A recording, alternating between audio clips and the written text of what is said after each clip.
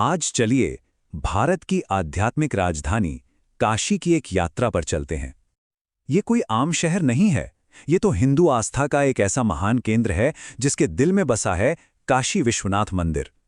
तो आइए इसकी सदियों पुरानी कहानी के जो रहस्य हैं उन्हें एक-एक करके खोलते हैं। काशियां मरणम मुक्ति। इस एक छोटे से वाक्य में काशी का पूरा सार मतलब उसकी पूरी एसेंस छिपी हुई है। ये एक बहुत गहरा विश्वास है कि अगर किसी ने इस पवित्र शहर में अपनी आखिरी सांस ली तो उसे जन्म मरण के चक्र से मुक्ति मिल जाती है। और यही वो बात है जो काशी को दुनिया के किसी भी शहर से एकदम अलग, एकदम खास बना देती है। तो इस पूरी कहानी में हम क्या-क्या देखने वाले हैं? सबसे पहले समझेंगे कि काशी मोक्ष की नगरी क्यों है। फिर ज्योतिर्लिंग की कथा जानेंगे, उसके बाद मंदिर के टूटने और फिर से बनने के दौर को देखेंगे और आखिर में बात करेंगे कि ये आज आस्था का इतना बड़ा प्रतीक क्यों है। तो चलिए कहानी शुरू करते हैं काशी से, जिसे हम सब आज वाराणसी के नाम से भी जानते हैं। पता है, इसे दुनिया का सबसे पुराना मतलब सबसे प्राचीन जीवित शहर माना जाता है।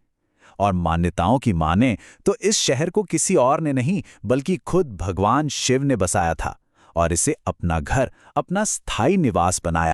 और यहीं काशी में शिव जी का एक बहुत ही खास रूप सामने आता है। यहाँ वो सिर्फ एक देवता नहीं है, वो हैं विश्वनाथ, मतलब विश्व के नाथ, यानी पूरे ब्रह्मांड के स्वामी।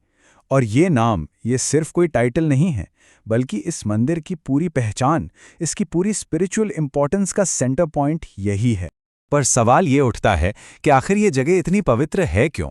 इसका जवाब हमें मिलता है बहुत पुरानी मतलब समय से भी पुरानी पौराणिक कथाओं में। और यहीं से शुरू होती है ज्योतिर्लिंग की एक बड़ी ही अद्भुत कहानी।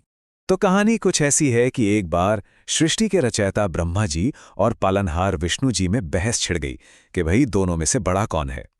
ठीक उसी वक्त उनके अहंकार को तोड़ने के लिए उनके बीच एक बहुत बड़ा, एक कभी ना खत्म होने वाला प्रकाश का स्तंभ, एक ज्योति प्रकट हुई। उसका ना कोई शुरू था ना कोई अंत।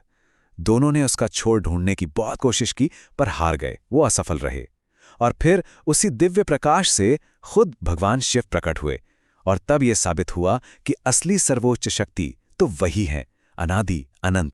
और जानते हैं, मान्यता यह है कि काशी का ये जो विश्वनाथ मंदिर है वो उसी दिव्य प्रकाश स्तंभ यानी उसी ज्योतिर्लिंग का एक हिस्सा है। ये भारत के उन 12 सबसे प्रमुख ज्योतिर्लिंगों में से एक है। और बस यही एक वजह काफी है इसे हिंदुओं के सबसे पवित्र तीर्थों में से एक बनाने के लिए।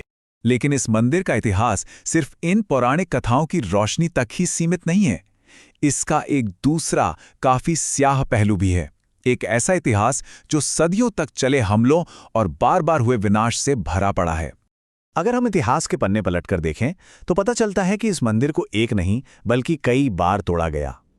सबसे पहले 1194 में कुतुबुद्दीन ऐबक ने, फिर 15वीं सदी में जौनपुर के सुल्तान ने, और फिर 1669 में मुगल बादशाह औरंगजेब के हुक्म पर इसे एक बार फिर से ध्वस्त कर दिया गया। और देखिए, 1669 में औरंगजेब का जो हुक्म था वो सिर्फ मंदिर तोड़ने तक ही नहीं रुका। मंदिर को ध्वस्त करने के बाद ठीक उसी की नींव पर ज्ञानवापी मस्जिद बनवा दी गई। और यही वो एक घटना थी जिसने एक ऐसा जटिल ऐतिहासिक और धार्मिक माहौल बना दिया जिसकी गूंज हमें आज तक सुनाई देती है। लेकिन इस सारे विनाश के बीच एक कहानी, एक आस्था ने जन्म लिया जो आज भी जिंदा है। कहते हैं कि जब मंदिर पर हमला हुआ तो वहां के पुजारियों ने जो असली पवित्र शिवलिंग था उसे बचाने के लिए पास के ही एक कुएं में छिपा दिया था। और हाँ, ये वही कुआं है जिसे आज हम सब ज्ञानवापी कुंड के नाम से जानते हैं। तो विध्वंस के इस लंबे और अंधेरे दौर के बाद अब बात करते हैं मंदिर के फिर से जी उठने की कहानी की। ये कहानी है आस्था की और एक ऐसे दृढ़ संकल्प की जिसकी आखिर में जीत हुई। सदियों का इंतजार खत्म हुआ 1780 में, जब इंदौर की मराठा शासक महारानी अहिल्याबाई होलकर ने जिम्मेदारी उठाई और आज हम जो मंदिर देखते हैं उसका निर्माण करवाया।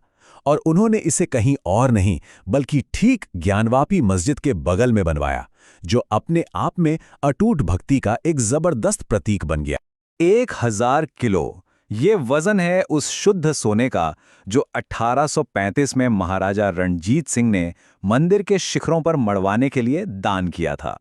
और इसी सोने की वजह से आज मंदिर के शिखरों में वो सुनहरी चमक है, वो आभा है।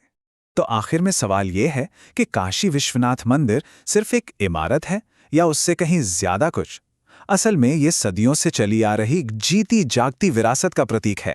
ये मंदिर असल में 3 चीजों का जीवंत प्रतीक है। पहला, करोड़ों लोगों की अटूट आस्था। दूसरा, मोक्ष पाने की वो गहरी इच्छा। और तीसरा, सनातन परंपरा जो हमेशा से चलती आई है और चलती रहेगी। ये सिर्फ पत्थर और सोने की इमारत नहीं, ये तो हिंदू आध्यात्मिकता का एक धड़कता हुआ दिल है। इस मंदिर का आध्यात्मिक खिंचाव इतना जबरदस्त रहा है कि इतिहास के बड़े बड़े संत और विद्वान यहाँ खिंचे चले आए। आदि शंकराचार्य से लेकर संत एकनाथ और गोस्वामी तुलसीदास तक, इन सब ने यहाँ आकर शीश नवाया है। और आखिर में इस मंदिर की पूरी कहानी, इसका पूरा इतिहास बस एक लाइन में सिमट जाता है: धर्म को दबाया जा सकता है, मिटाया नहीं। और ये वाक्य ही तो है जो इसके टूटने, फिर से खड़े होने और इसके कभी न खत्म होने वाले महत्व की पूरी कहानी कह देता है। एक ऐसी कहानी जो आज भी करोड़ों लोगों को प्रेरणा देती है।